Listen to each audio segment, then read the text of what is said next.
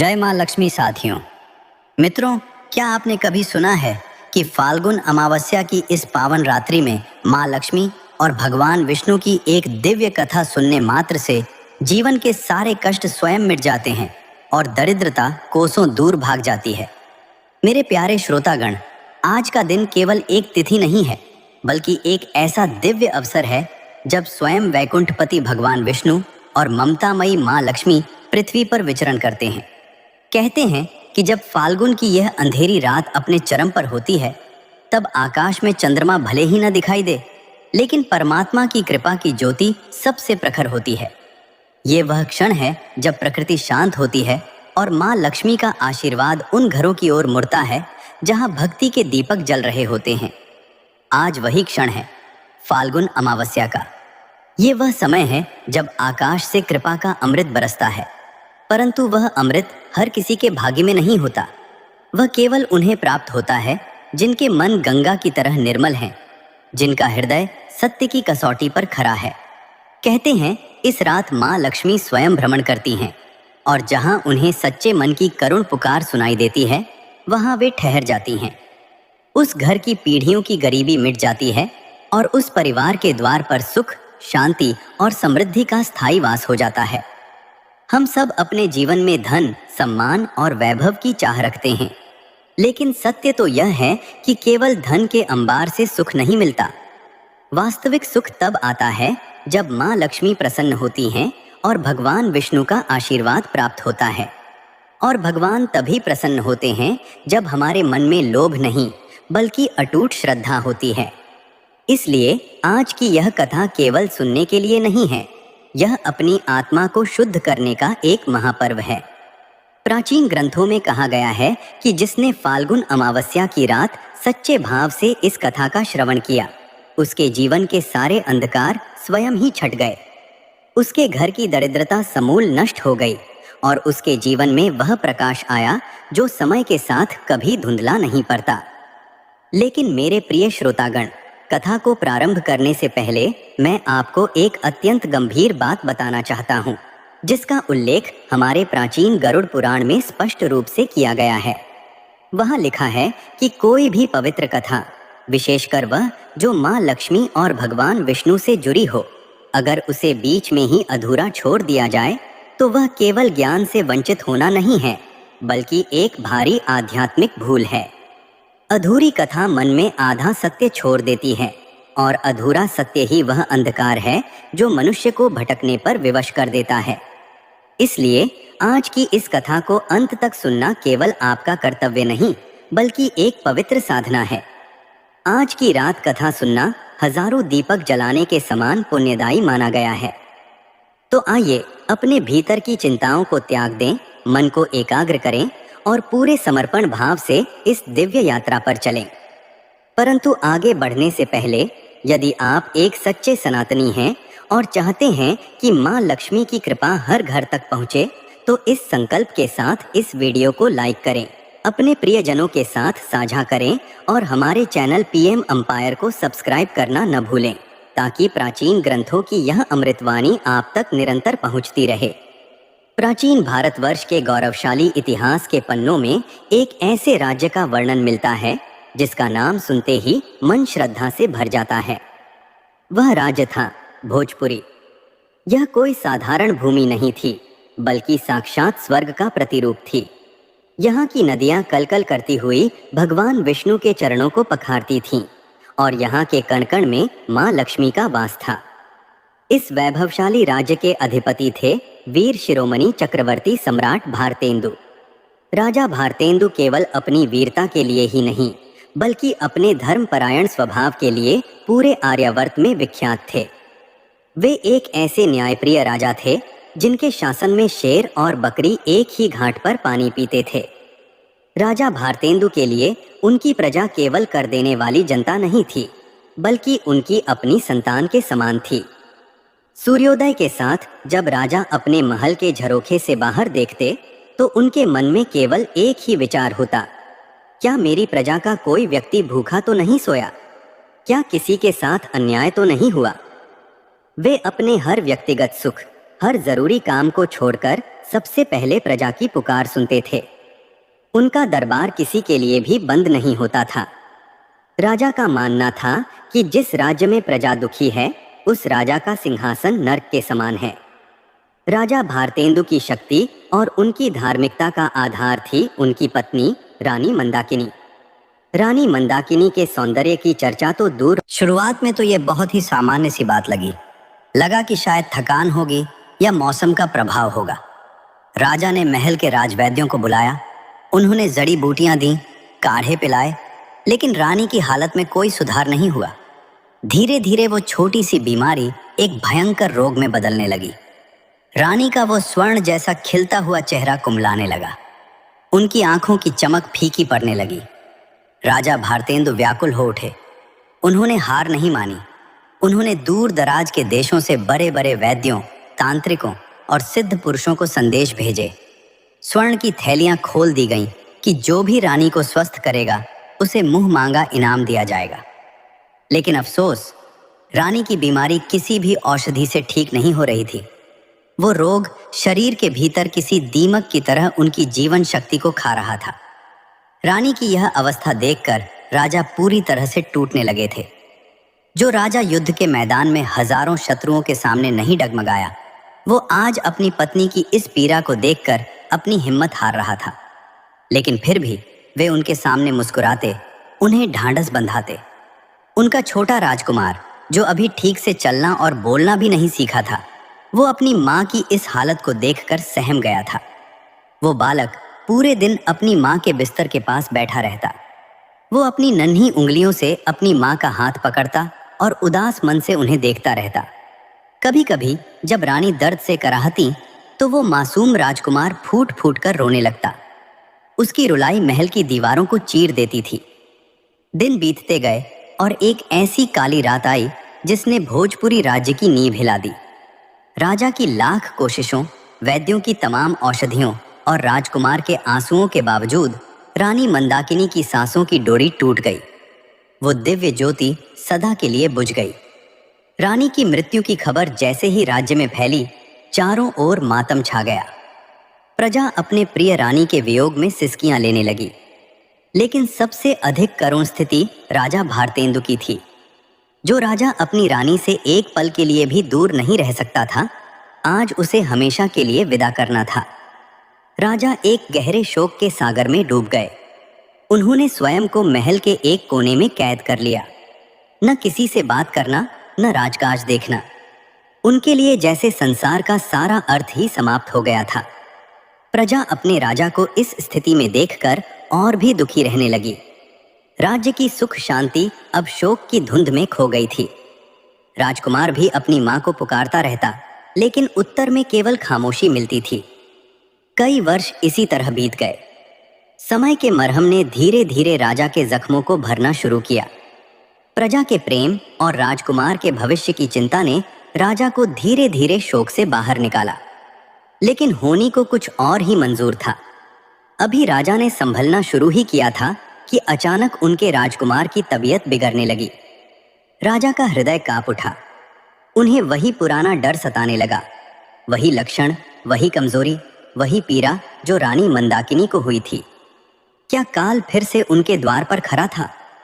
राजा ने ठान लिया कि जो भूल उन्होंने रानी के समय की, वह अब नहीं करेंगे।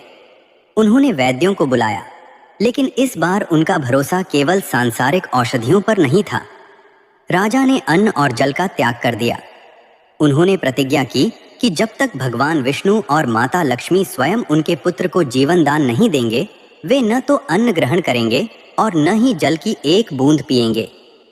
राजा की इस कठोर प्रतिज्ञा ने पूरे राज्य में सन्नाटा फैला दिया। राजा भारतेंदु की वह प्रतिज्ञा कोई साधारण संकल्प नहीं था। यह एक पिता के हृदय की पुकार थी और एक भक्त का अपने आराध्य के प्रति अटूट विश्वास। महल के जिस कक्ष में राजकुमार मृत्यु से जूझ रहा था, उसी के समीप राजा ने अपना आसन जमा लिया। सामने भगवान विष्णु और माता लक्ष्मी की एक दिव्य प्रतिमा स्थापित की गई।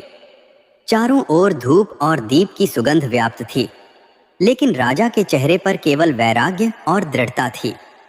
दिन बीतने लगे। 1 दिन, 2 दिन, 3 दिन।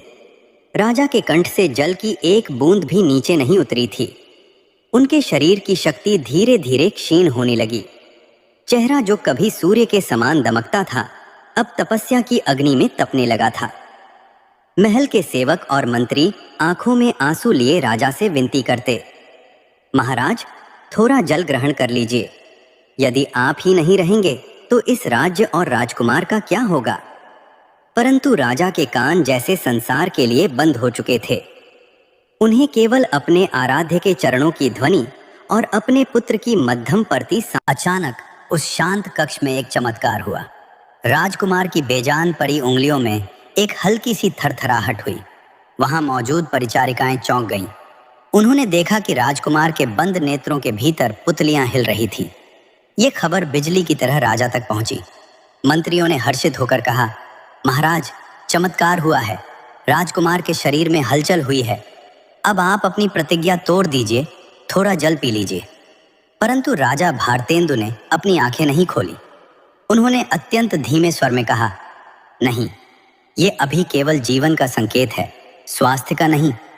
मैंने प्रतिज्ञा की है कि जब तक मेरा पुत्र पूरी तरह स्वस्थ होकर अपने पैरों पर खड़ा नहीं हो जाता, मैं अपनी तपस्या नहीं त्यागूंगा। राजा का ये हठ देखकर देवता भी कांप उठे। ये एक भक्त की वह जिद थी जिसके आगे स्वयं ईश्वर को झुकना पड़ता है। तभी उस कक्ष में एक अलौकिक प्रकाश फैलने लगा। वो प्रकाश इतना शीतल और दिव्य था कि हजारों चंद्रमाओं की चांदनी भी उसके सामने फीकी लगने लगी। सुगंध ऐसी जो इस लोक की थी ही नहीं। राजा ने जैसे ही अपनी आंखें खोली, उन्होंने देखा कि उनके सामने साक्षात भगवान विष्णु और माता लक्ष्मी खड़े थे।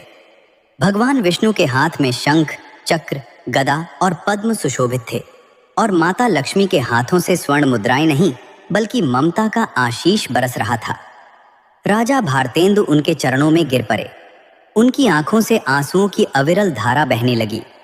भगवान विष्णु ने अपनी मधुर वाणी में कहा, उठो भारतेंदु, तुम्हारी इस निस्वार्थ भक्ति और कठोर तपस्या ने हमें वैकुंठ छोड़कर यहाँ आने पर विवश कर दिया। तुम एक श्रेष्ठ राजा ही नहीं, एक महान भक्त भी हो।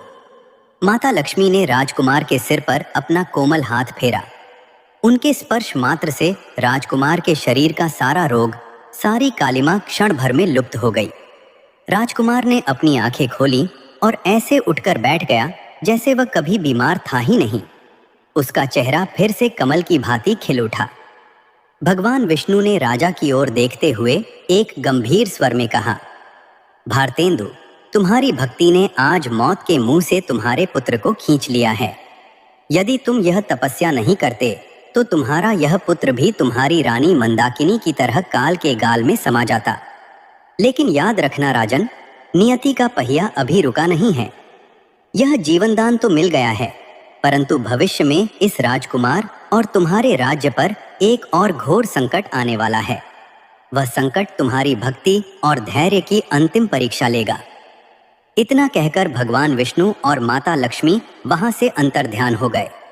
राजा के मन में हर्ष तो था कि पुत्र बच गया, लेकिन भगवान की वह चेतावनी उनके हृदय में एक डर का बीज बो गई। खैर, राजकुमार के स्वस्थ होते ही पूरे राज्य में फिर से खुशियां लौट आईं। राजा ने अपनी प्रतिज्ञा पूरी की और अन्न जल ग्रहण किया।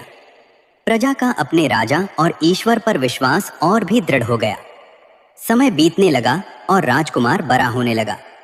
मंत्रियों और राज्य के शुभ चिंतकों ने राजा को परामर्श दिया कि राज्य के भविष्य और राजकुमार की देखभाल के लिए उन्हें दूसरा विवाह कर लेना चाहिए। शुरुआत में तो राजा भारतेंदु ने मना कर दिया। उनके हृदय में आज भी रानी मंदाकिनी की यादें जीवित थीं। परंतु जब उन्होंने राजकुमार को अकेले खेलते देखा तो उनका हृदय पसीज गया। अंततः प्रजा और राजकुमार के हित में उन्होंने एक पड़ोसी देश की अत्यंत रूपवती और गुणवती राजकुमारी से दूसरा विवाह कर लिया। दूसरी रानी के आने से महल में फिर से रौनक बढ़ गई। वह रानी भी स्वभाव से सरल और स्नेही थी। कुछ ही समय बाद उस रानी ने एक अत्यंत सुंदर और दिव्य राजकुमारी को जन्म दिया। वह बच्ची इतनी प्यारी थी कि उसे देखते ही राजा अपने सारे दुख भूल जाते थे। अब राजा का परिवार पूर्ण था। एक और वीर राजकुमार और दूसरी ओर कोमल राजकुमारी। परंतु जैसा कि भगवान विष्णु ने चेतावनी दी थी, सुख के ये दिन अधिक समय तक नहीं रहने वाले थे। राजकुमारी के जन्म के कुछ ही समय बाद भोजपुरी राज्य की सीमाओं पर काले बादल मंडराने लगे। एक ऐसा संकट सामने आया जिसने राजा की बुद्धि और शक्ति दोनों को चुनौती दे दी। राज्य में अचानक अकाल पड़ने लगा, नदियां सूखने लगीं और एक अनजान भय प्रजा के मन में घर करने लगा। राजा समझ गए कि भगवान द्वारा बताया गया वह संकट अब द्वार पर आ खड़ा हुआ है। पर यह संकट केवल प्राकृतिक नहीं था, इसके पीछे कोई गहरा रहस्य छिपा था। प्रिय श्रोतागण, सुख की आयु कितनी छोटी होती है, यह हमें समय की बदलती करवटें सिखा देती हैं। भोजपुरी राज्य, जो कभी धन धान्य और खुशहाली का पर्याय था, अब अचानक एक ऐसे अंधकार। राजा भारतेंदु का हृदय अपनी प्रजा की यह दशा देखकर छलनी हो गया। उन्होंने महल के सारे दरवाजे खोल दिए, राजकोष से अन्न और धन का वितरण शुरू किया गया। राजा ने मंत्रियों से कहा, जब तक मेरी प्रजा का एक भी व्यक्ति भूखा है, मैं राजसी भोग ग्रहण नहीं करूंगा। उन्होंने अपने आलीशान बिछावन त्याग दिए और फर्श पर सोने लगे। उनकी दूसरी रानी, जो स्वभाव से अत्यंत कोमल थी, वो भी राजा के इस दुख में सहभागी बनी। वो दिन रात राजकुमारी और राजकुमार का ध्यान रखती, लेकिन महल के बाहर का हाहाकार दीवारों को लांघकर भीतर तक पहुंच रहा था। परंतु संकट केवल अकाल तक सीमित नहीं था। जैसा कि कहा जाता है कि जब विपत्ति आती है तो वो चारों ओर से घेर लेती है। अकाल के पीछे पीछे एक ऐसी रहस्यमयी बीमारी फैली जिसने पशुओं को अपना ग्रास बनाना शुरू कर दिया। गायें, जो राज्य की समृद्धि का प्रतीक थीं, अचानक दम तोड़ने लगी। प्रजा के मन में भय बैठ गया। लोग कानाफूसी करने लगे कि क्या ईश्वर हमसे रूठ गए हैं? क्या हमारे राजा से कोई भूल हुई है? राजा भारतेंद्र रात रात भर जागते। वे अपनी प्रजा के लिए चिंतित रहते और साथ ही उन्हें भगवान विष्णु की वह बात याद आती कि राजकुमार पर भी संकट आएगा। एक रात जब वे अपने कक्ष में टहल रहे थे, तभी उन्होंने देखा कि उनके बड़े राजकुमार को फिर से तेज बुखार चढ़ाया है। राजा के हाथ पांव ठंडे पड़ गए। उन्होंने तुरंत राजवैद्य को बुलाया। वैद्य ने जांच की और उनके चेहरे पर हवाइयां उड़ने लगी। वैद्य ने कांपते स्वर में कहा, महाराज, ये वही बीमारी नहीं है जिसने रानी मंदाकिनी को छीना था। यह कुछ और है। यह अधिक भयानक और तीव्र है। राजकुमार के शरीर पर अजीब से नीले निशान उभर रहे हैं। हमने कभी ऐसा रोग पहले नहीं देखा। राजा भारतेंदु का धैर्य टूटने लगा। एक तरफ उनकी प्यासी और भूखी प्रजा थी और दूसरी तरफ उनका इकलौता पुत्र फिर से मृत्यु के द्वार पर खड़ा था। उन्होंने मन ही मन भगवान विष्णु को पुकारा, हे नारायण, क्या यही वह संकट है जिसका आपने संकेत दिया था? क्या मेरी भक्ति में कोई कमी रह गई? मैंने अपनी प्रजा के लिए अपना सर्वस्व न्योछावर कर दिया, फिर यह परीक्षा क्यों? उसी समय महल के बाहर से एक ऊंची आवाज सुनाई दी। एक जटाधारी साधु द्वार पर खड़े थे। उनके शरीर पर भस्म लगी थी और आंखों में एक अजीब सी चमक थी। पहरेदारों ने उन्हें रोकने की कोशिश की, लेकिन उनकी वाणी में ऐसा ओज था कि किसी की हिम्मत नहीं हुई। राजा भारतेंदु स्वयं उनसे मिलने बाहर आए। साधु ने राजा की ओर देखा और बोले, राजन, यह अकाल, यह महामारी और यह राजकुमार की बीमारी, यह सब केवल संयोग नहीं है। यह भोजपुरी राज्य के कर्मों और नियति का एक ऐसा चक्र है जिसे केवल बलिदान और परम त्याग से ही तोड़ा जा सकता है। तुम जिसे संकट समझ रहे हो, वह तो केवल आरंभ है। यदि तुम चाहते हो कि तुम्हारी प्रजा जीवित रहे और तुम्हारा पुत्र इस कालपाश से मुक्त हो, तो तुम्हें वह मार्ग चुनना होगा जो किसी राजा ने आज तक नहीं चुना। राजा ने हाथ जोड़ कर कहा, हे महात्मा, मैं अपनी प्रजा और अपने पुत्र के लिए अपनी जान देने को तैयार हूं। आप मार्ग बताइए। साधु ने एक लंबी सांस ली और आसमान की ओर इशारा करते हुए कहा, फाल्गुन अमावस्या की वह रात आने वाली है जब भगवान विष्णु और माता लक्ष्मी का प्रभाव धरती पर सबसे अधिक होगा। लेकिन उस रात तुम्हें एक ऐसी परीक्षा देनी होगी जिसमें तुम्हारे पिता होने का प्रेम और राजा होने का धर्म दोनों आमने सामने होंगे। यदि तुम उस रात एक विशेष अनुष्ठान को पूरा कर पाए तो यह संकट टल जाएगा। परंतु याद रखना उस अनुष्ठान की कीमत बहुत बड़ी होगी। वह कीमत तुम्हारी सुख सुविधाएं नहीं, बल्कि तुम्हारे हृदय का सबसे प्रिय हिस्सा होगा। साधु की बातें सुनकर राजा का मन शंकाओं से घिर गया। हृदय का सबसे प्रिय हिस्सा? क्या इसका अर्थ राजकुमार था, या उनकी नन्ही राजकुमारी, या फिर उनकी दूसरी पत्नी? राजा कुछ पूछ पाते उससे पहले ही वह साधु धुंध में ओझल हो गए। महल के भीतर राजकुमार की हालत और बिगड़ती जा रही थी। अब वो पहचान भी नहीं पा रहा था कि उसके पास कौन खड़ा है। वो केवल दर्द में कर रहा था। राजा भारतेंदु अब पूरी तरह अकेले पड़ गए थे। उनकी दूसरी रानी, जो अब तक हिम्मत बनी हुई थी, वो भी अपने पुत्र और अपनी छोटी बेटी के भविष्य को लेकर डरी हुई थी। महल का वातावरण इतना भारी हो गया था कि सांस लेना भी कठिन लग रहा था। राजा ने निश्चय किया कि वे हार नहीं मानेंगे। उन्होंने मंत्रियों को आदेश दिया कि राज्य के कोने कोने में यह संदेश पहुंचाया जाए कि फाल्गुन अमावस्या को एक महायज्ञ होगा। राजा ने स्वयं को एक बार फिर से निराहार रहने के संकल्प में बांध लिया, लेकिन इस बार का संकट पहले से कहीं अधिक गहरा और पेचीदा था। मेरे प्रिय श्रोतागण, उस साधु के जाने के बाद राजा भारतेंदु के मन में जो द्वंद्व छिरा, उसकी कल्पना करना भी कठिन है। एक राजा के लिए उसकी प्रजा उसका विस्तार होती है, और एक पिता के लिए उसकी संतान उसका भविष्य। अब राजा के सामने एक ऐसा मार्ग था जहां एक तरफ हजारों प्यासे कंठ थे, सूखती हुई धरती थी, और दूसरी तरफ उनका अपना लाडला पुत्र, जो उनकी पहली पत्नी मंदाकिनी की अंतिम निशानी था। राजा पूरी रात सो नहीं सके। वे कभी राजकुमार के पास जाते और उसके तपते हुए माथे को सहलाते, तो कभी झरोखे से बाहर देखते जहां दूर दूर तक प्रजा की झोपड़ियों में बुझते हुए दिए उनकी ओर आशा भरी नजरों से देख रहे थे। महल के गलियारों में सन्नाटा तो था, लेकिन वह सन्नाटा चीख चीख कर राजा से सवाल कर रहा था। तभी राजा की दूसरी रानी, जो अब तक अपने आंसुओं को पीकर राजा को सहारा दे रही थी, उनके पास आई। उसकी गोद में छोटी राजकुमारी सो रही थी। रानी ने राजा के चेहरे पर छाई चिंता की लकीरों को पढ़ लिया था।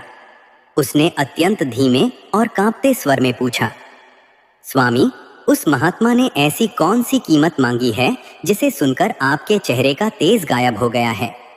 क्या वह हमारे पुत्र के प्राणों का सौदा कर रहे हैं? राजा भारतेंदु ने रानी की ओर देखा। उनकी आंखों में लाचारी थी। उन्होंने कहा, प्रिय, साधु ने कहा है कि फाल्गुन अमावस्या की रात मुझे अपने हृदय के सबसे प्रिय हिस्से का त्याग करना होगा। मुझे समझ नहीं आ रहा कि ईश्वर मुझसे क्या मांग रहे हैं।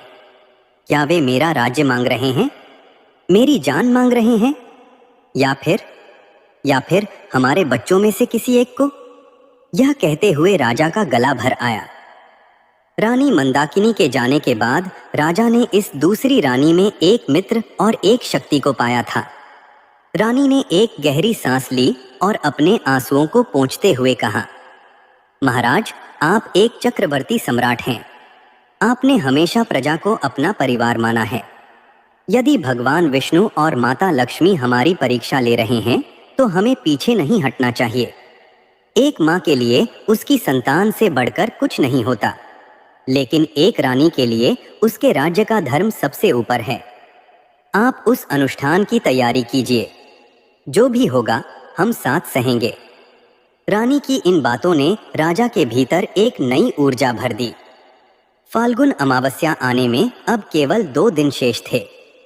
राजा ने पूरे राज्य में घोषणा करवा दी कि अमावस्या की रात भगवान विष्णु और माता लक्ष्मी का महायज्ञ होगा। उन्होंने वैद्यों को आदेश दिया कि वे राजकुमार को यज्ञशाला के समीप ही रखें। इधर राज्य की स्थिति और भी विकट होती जा रही थी। कुओं का पानी पाताल में चला गया था।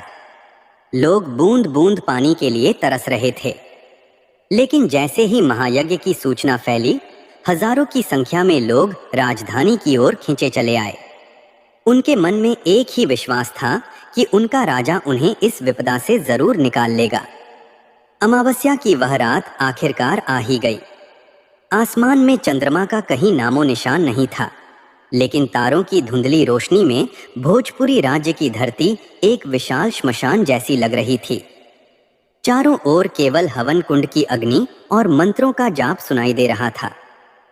राजा भारतेंदु ने अपनी राजसी वेशभूषा त्याग दी थी और केवल एक श्वेत वस्त्र धारण कर वे यज्ञ की वेदी पर बैठे थे। यज्ञ शुरू हुआ। घी और आहुतियों की सुगंध वातावरण में फैलने लगी। लेकिन जैसे जैसे मंत्रों का वेग बढ़ता, राजकुमार की हालत और भी बिगड़ने लगती। वह दर्द से ऐसे तड़पने लगा जैसे उसके शरीर को कोई भीतर से जला रहा हो। राजा का ध्यान भटकने लगा। उनका हाथ आहुति देते हुए कांप रहा था। एक तरफ ब्राह्मणों के मंत्र थे और दूसरी तरफ उनके पुत्र की करुण पुकार। तभी वही रहस्यमयी साधु यज्ञशाला में प्रकट हुए। उनके हाथ में एक कमंडल था और मुख पर एक कठोर तेज। उन्होंने राजा की ओर देखकर गर्जना की। राजन, यज्ञशाला में सन्नाटा छा गया। मंत्रियों के चेहरे पीले पड़ गए। ये तो पुत्र की मृत्यु से भी बड़ी सजा थी। एक राजकुमार को जो कल का सम्राट होने वाला था, उसे उम्र भर की दरिद्रता और सेवा में झोंक देना। राजा भारतेंदु के सामने धर्म की सबसे बड़ी दीवार खड़ी थी। यदि वे पुत्र मोह चुनते तो राज्य नष्ट हो जाता। यदि वे राज्य चुनते तो उनका पुत्र जीवित तो रहता, लेकिन एक अत्यंत कष्टकारी और साधारण जीवन में। राजा ने अपने पुत्र की ओर देखा जो अब अंतिम सांसें ले रहा था। फिर उन्होंने बाहर खड़ी उस हजारों की भीड़ की ओर देखा जहां माताओं की गोद में बच्चे भूख प्यास से दम तोड़ रहे थे। राजा का हृदय पसीज गया। उन्होंने अपने कांपते हाथों से अपना स्वर्ण मुकुट उतारा और उसे यज्ञ की धधकती अग्नि में डाल दिया। राजा ने चिल्लाकर कहा, हे नारायण, हे माँ लक्ष्मी, यदि मेरे पुत्र का राजपाट छीनने से मेरी प्रजा को जीवन मिलता है तो मुझे यह स्वीकार है। मैं घोषणा करता हूं कि आज से मेरा पुत्र इस राज्य का उत्तराधिकारी नहीं रहेगा। वह एक साधारण मनुष्य की तरह समाज की सेवा करेगा। बस मेरी प्रजा की प्यास बुझा दो प्रभु। इस निर्दोष बालक को जीवन दे दो। जैसे ही राजा ने ये शब्द कहे, आकाश में एक भयानक गर्जना हुई। बिना बादलों के ही बिजली चमकने लगी। हवाओं का रुख बदल गया और तभी उस तपती हुई धरती पर वर्षा की पहली बूंद गिरी। वह बूंद नहीं थी, वह साक्षात माँ लक्ष्मी का आशीर्वाद था। देखते ही देखते मूसलाधार बारिश होने लगी। प्यासी धरती उस जल को ऐसे सोखने लगी जैसे कोई युगों का प्यासा हो। राजकुमार के शरीर के वे नीले निशान गायब होने लगे। उसने एक लंबी सांस ली और उठकर बैठ गया। उसका बुखार उतर चुका था, लेकिन उसकी आंखों में वह राजसी चमक नहीं थी, बल्कि एक अजीब सी शांति थी। वह अब राजकुमार नहीं, एक साधारण बालक था। प्रजा खुशी से झूम उठी। लोग बारिश में नाचने लगे। मिट्टी की सौंधी खुशबू ने पूरे राज्य को महका दिया। लेकिन राजा भारतेंदु की आंखों में आंसू थे। उन्होंने अपने पुत्र को तो बचा लिया था, लेकिन उसके भविष्य को अपने हाथों से जला दिया था। साधु ने मंद मंद मुस्कुराते हुए कहा, राजन, तुमने आज अपनी परीक्षा पूरी की।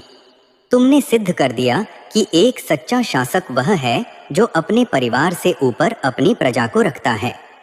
लेकिन याद रखना, भगवान विष्णु और माता लक्ष्मी का खेल अभी समाप्त नहीं हुआ है। फाल्गुन अमावस्या की यह कथा अभी और भी गहरे रहस्य खोलने वाली है।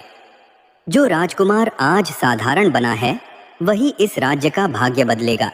पर कैसे, यह तुम्हें समय बताएगा। प्रिय श्रोतागण, मूसलाधार वर्षा ने भोजपुरी राज्य की प्यासी धरती की प्यास तो बुझा दी।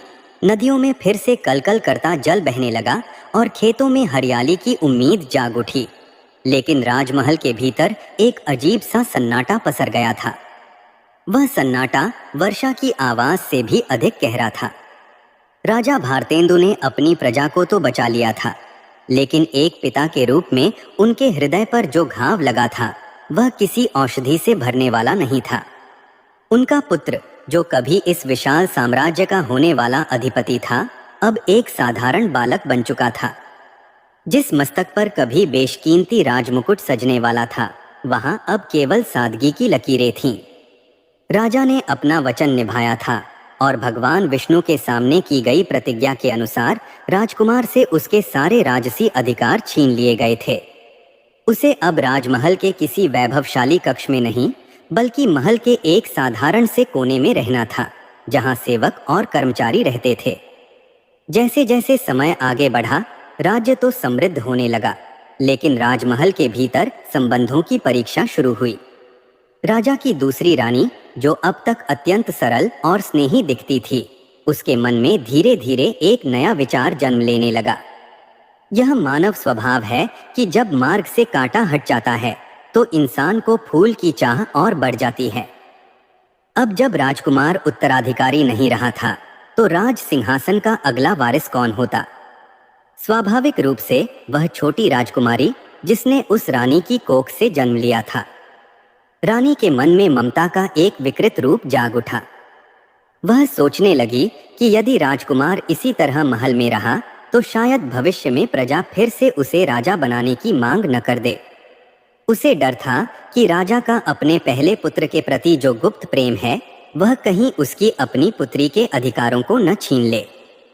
इस डर ने रानी के व्यवहार को बदलना शुरू कर दिया। वह रानी, जो कभी राजकुमार को अपनी संतान मानती थी, अब उससे दूरी बनाने लगी। प्रिय श्रोतागण, यहाँ एक बहुत ही मार्मिक प्रसंग आता है। वह बालक, जिसे अब सब केवल चंद्र कहकर बुलाते थे, उसे अपने अधिकार। राजा ने एक लंबी सांस ली और कहा, रानी, मैंने जो निर्णय लिया था वो भगवान की इच्छा थी।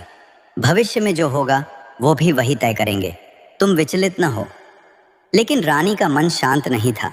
उसने धीरे धीरे राजकुमार के विरुद्ध षड्यंत्र रचना शुरू कर दिया। उसने महल के कुछ ऐसे लोगों को अपने पक्ष में किया जो लोभी थे। महल में यह अफवाह फैलाई जाने लगी कि यह बालक, जो कभी राजकुमार था, अब राज्य के लिए अशुभ है। लोग कहने लगे कि जब तक यह महल में रहेगा तब तक संकटों की छाया बनी रहेगी। इस बीच वो छोटा बालक, जो अब युवा होने लगा था, उसने गरुड़ पुराण की उन शिक्षाओं को आत्मसात करना शुरू किया था जो उसे महल के वृद्ध राजगुरु ने सिखाई थी।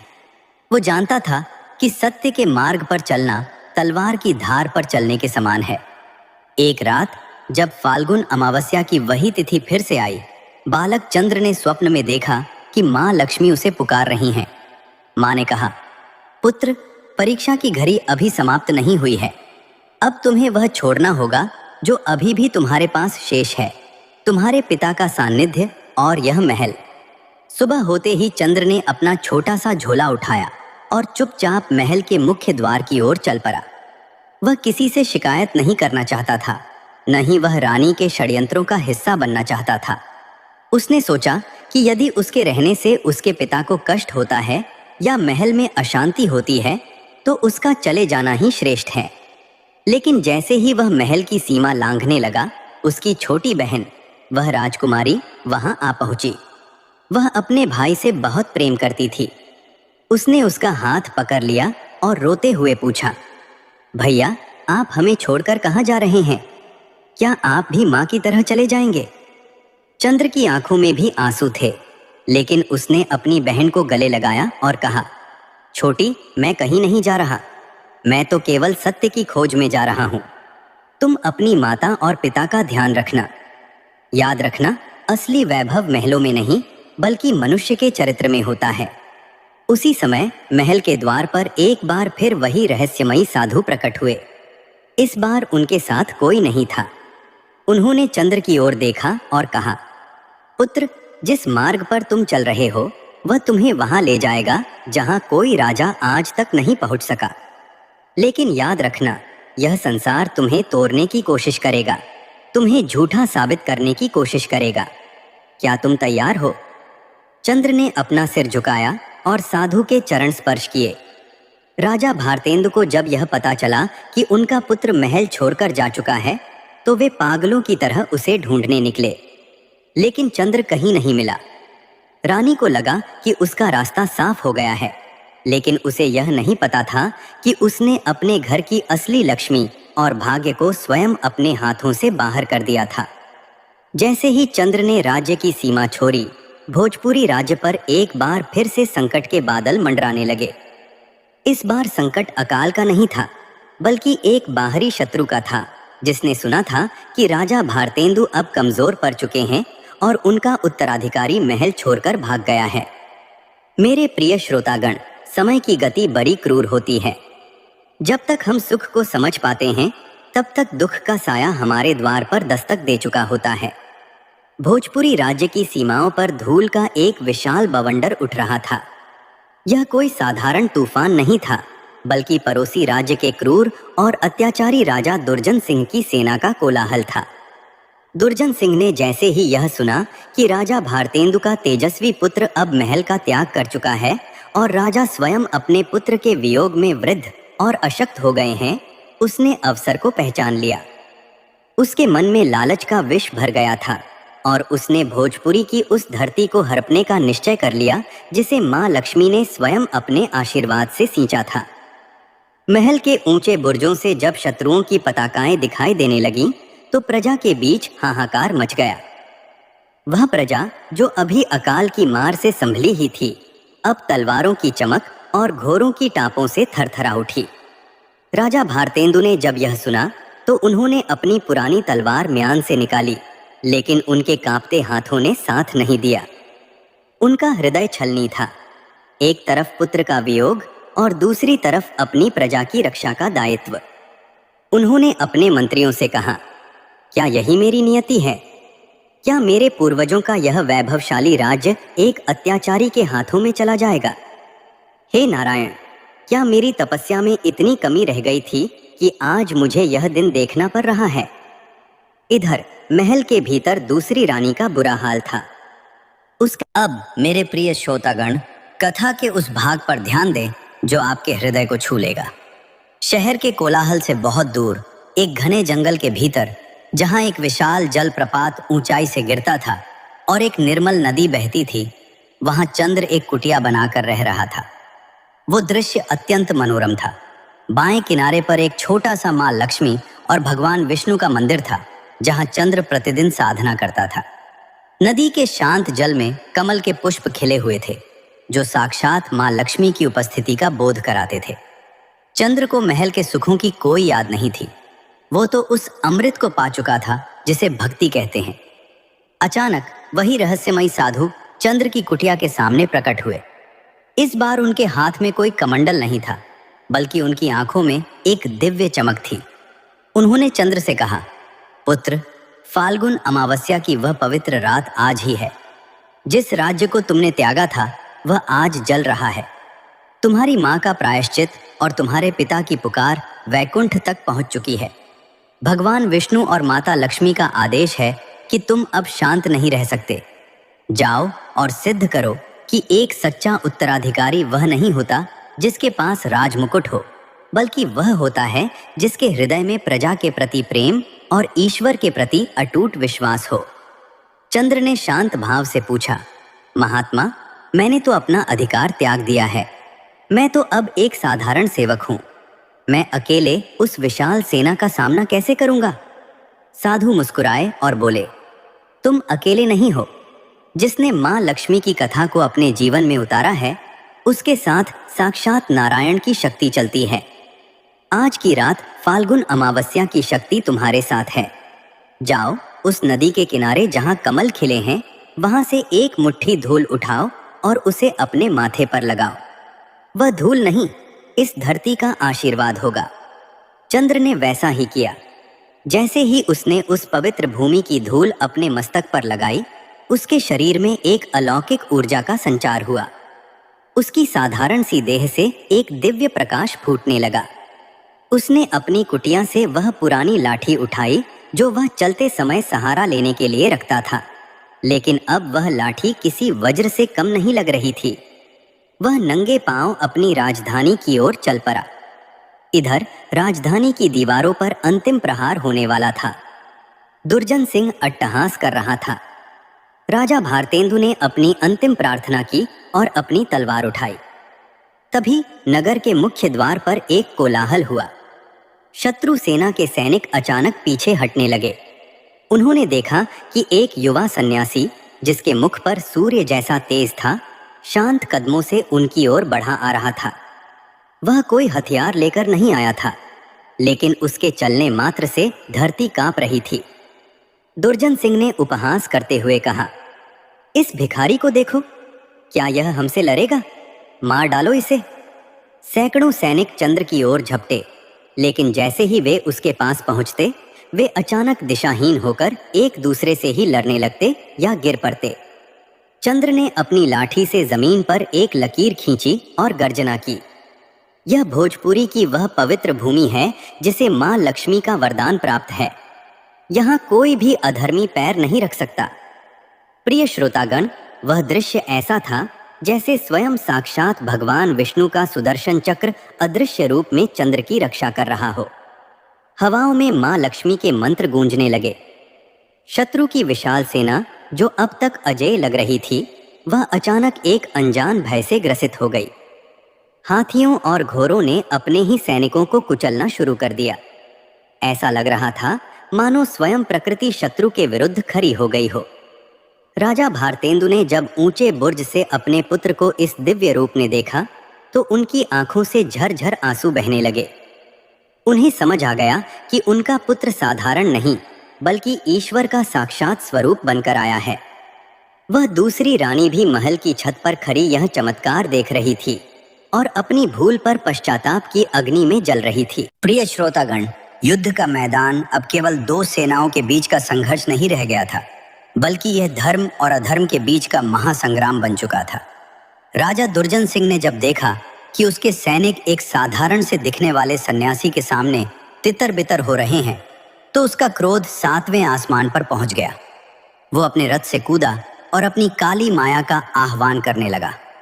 उसने वर्षों तक अंधेरी गुफाओं में बैठकर उन शक्तियों को साधा था जो केवल विनाश करना जानती थी। देखते ही देखते युद्ध के मैदान में धूल का एक काला बवंडर उठा और उसमें से भयानक प्रेत और मायावी अस्त्र निकलने लगे। आसमान में बिजली करकने लगी, लेकिन वह बिजली प्रकाश देने वाली नहीं बल्कि डराने वाली थी। दुर्जन सिंह चिल्लाया, ओ सन्यासी, तूने अपनी छोटी मोटी सिद्धियों से मेरे सैनिकों को तो डरा दिया, लेकिन अब इस काल का सामना कैसे करेगा? देख, ये काली शक्ति तुझे और तेरे इस राज्य को भस्म कर देगी। चंद्र, जिसके मस्तक पर मां लक्ष्मी के चरणों की धूल चमक रही थी, वह शांत खड़ा रहा। उसकी आंखों में न तो भय था और न ही क्रोध। उसने अपनी उस साधारण सी लाठी को जमीन पर टिकाया और आंखें बंद कर ली। उसके हृदय के भीतर भगवान विष्णु का ध्यान और अधरों पर मां लक्ष्मी का नाम था। उसने पुकारा, हे जगत जननी, हे पालनहार नारायण, यह युद्ध मेरा नहीं है, यह युद्ध इस पवित्र भूमि के सम्मान का है। यदि मेरा त्याग सत्य है, यदि मेरी भक्ति निष्काम है, तो प्रकट होइए और इस अंधकार का अंत कीजिए। जैसे ही चंद्र के ये शब्द पूरे हुए, फाल्गुन अमावस्या की वह काली रात अचानक स्वर्ण प्रकाश से भर गई। आसमान से एक ऐसी ध्वनि गूंजी जैसे हजारों शंख एक साथ बज उठे हों। उस काली माया के बवंडर को चीरते हुए साक्षात भगवान विष्णु और माता लक्ष्मी दिव्य गरुड़ पर सवार होकर प्रकट हुए। वह दृश्य इतना भव्य था कि जिसे देखकर शत्रु सेना के हाथ से तलवारें गिर गईं और वे अपने घुटनों के बल बैठ गए। भगवान विष्णु के चक्र की एक हल्की सी चमक ने दुर्जन सिंह की सारी काली माया को क्षण भर में भस्म कर दिया। वह अत्याचारी राजा जो अब तक गर्जना कर रहा था, वह उस दिव्य तेज को सहन नहीं कर पाया और अंधा होकर जमीन पर गिर पड़ा। उसकी सारी शक्ति, सारा अहंकार मिट्टी में मिल गया। भगवान विष्णु ने मंद मुस्कान के साथ कहा, दुर्जन, शक्ति का उपयोग रक्षा के लिए होता है, विनाश के लिए नहीं। तुमने उस भूमि पर प्रहार किया है जहां साक्षात लक्ष्मी का वास है। आज तुम्हारा अंत निश्चित है। लेकिन तभी चंद्र ने आगे बढ़कर हाथ जोड़ ली। उसने कहा, प्रभु, आज की रात क्षमा और कृपा की रात है। इस अज्ञानी को मृत्यु न दें, बल्कि इसे पश्चाताप का अवसर दें। यही मां लक्ष्मी की असली जीत होगी। चंद्र की करुणा देखकर मां लक्ष्मी अत्यंत प्रसन्न हुई। उन्होंने अपने हाथों से दिव्य प्रकाश की वर्षा की। दुर्जन सिंह की आंखों की रोशनी तो लौट आई, लेकिन उसका हृदय पूरी तरह बदल चुका था। वह रोते हुए चंद्र के चरणों में गिर पड़ा और अपने अपराधों की क्षमा मांगने लगा। प्रिय श्रोतागण, युद्ध अब समाप्त हो चुका था, लेकिन असली मिलन तो अभी बाकी था। राजा भारतेंदु और दूसरी रानी दौड़ते हुए नगर के द्वार पर आए। राजा ने अपने पुत्र चंद्र को गले लगा लिया। उनके आंसू रुकने का नाम नहीं ले रहे थे। राजा ने कहा, पुत्र, मैंने तुझ पर जो अन्याय किया, जो वचन मैंने अग्नि के सामने दिया था, उसने मुझे भीतर ही भीतर मार दिया था। मुझे क्षमा कर दे। तभी भगवान विष्णु और माता लक्ष्मी उनके समीप आए। माता लक्ष्मी ने मधुर स्वर में कहा, राजन, दुखी न हो। वह वचन, वह त्याग और वह संकट सब कुछ एक लीला थी। हम संसार को यह दिखाना चाहते थे कि एक सच्चा उत्तराधिकारी वही है जो सुख में अपनी प्रजा को भूले नहीं और दुख में ईश्वर का साथ न छोड़ दे। चंद्र ने अपनी भक्ति और अपने त्याग से उस वचन की सीमा को पार कर लिया है। आज से यह वचन समाप्त होता है। चंद्र ही इस राज्य का अगला सम्राट बनेगा, लेकिन वह केवल एक राजा नहीं बल्कि एक राजर्षि कहलाएगा। एक ऐसा राजा जो प्रजा की सेवा को ही नारायण की पूजा समझेगा। दूसरी रानी ने भी चंद्र के पैरों को अपने आंसुओं से पखार दिया। चंद्र ने अपनी उस छोटी बहन को गोद में उठा लिया जो अब सुरक्षित थी। पूरे भोजपुरी राज्य में फिर से वही प्राचीन वैभव लौट आया, लेकिन इस बार वह वैभव केवल धन का नहीं था बल्कि वह भक्ति और प्रेम का था। फाल्गुन अमावस्या की वह रात समाप्त हुई और सुबह का सूरज एक नई आशा लेकर आया। राजा भारतेंदु ने चंद्र का राज्याभिषेक किया और स्वयं भगवान की भक्ति में लीन हो गए। वह राज्य युगों युगों तक माँ लक्ष्मी की कृपा का केंद्र बना रहा।